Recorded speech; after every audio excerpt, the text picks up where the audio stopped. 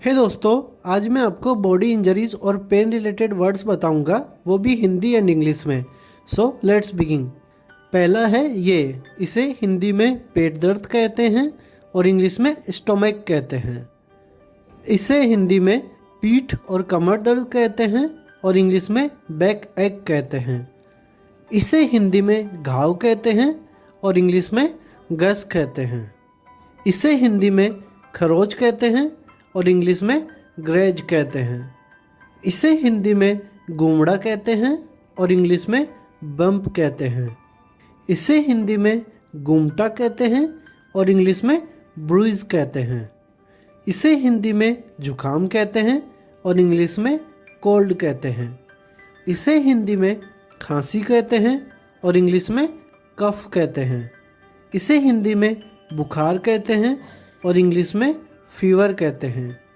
इसे हिंदी में खराश कहते हैं और इंग्लिश में सॉर थ्रोट कहते हैं। इसे हिंदी में दस्त कहते हैं और इंग्लिश में डायरिया कहते हैं।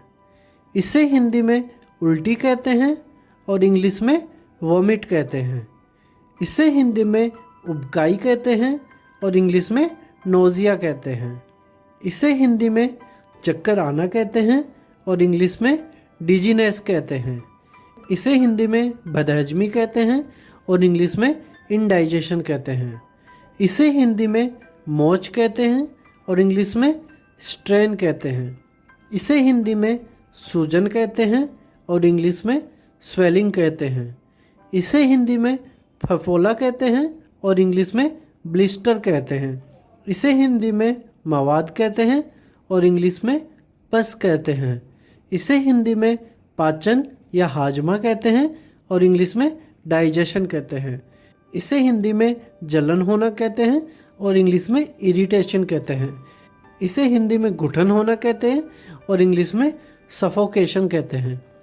इसे हिंदी में खुजली या खाज कहते हैं और इंग्लिश में इच और स्क्रैच कहते हैं। इसे हिंदी में गलसुआ कहते हैं और इंग्लिश में मम्स कहते हैं। इसे हिंदी में खसरा या चेचक कहते हैं और इंग्लिश में मिसल्स कहते हैं। इसे हिंदी में लकवा कहते हैं और इंग्लिश में पैरालिसिस कहते हैं। इसे हिंदी में मुंह का छाला कहते हैं और इंग्लिश में माउथ अल्सर कहते हैं।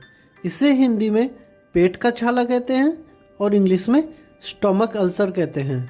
इसे हिंदी में घमौरिया कहते हैं जो हमें गर्मियों में होती है और इंग्लिश में प्रिकली हीट या हीट रैश कहते हैं। इसे हिंदी में फोड़ा कहते हैं और इंग्लिश में बॉयल कहते हैं।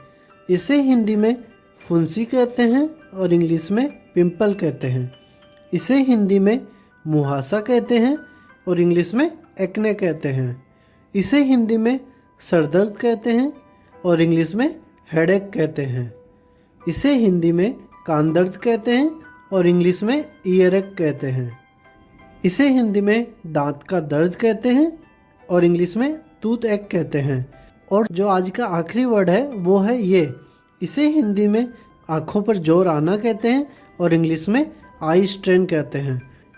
तो दोस्तों, इस वीडियो में मैंने आपको 36 बॉडी प्रॉब्लम और पेन रिलेटेड वर्ड्स बताए हैं, वो भी हिंदी और इंग्लिश में।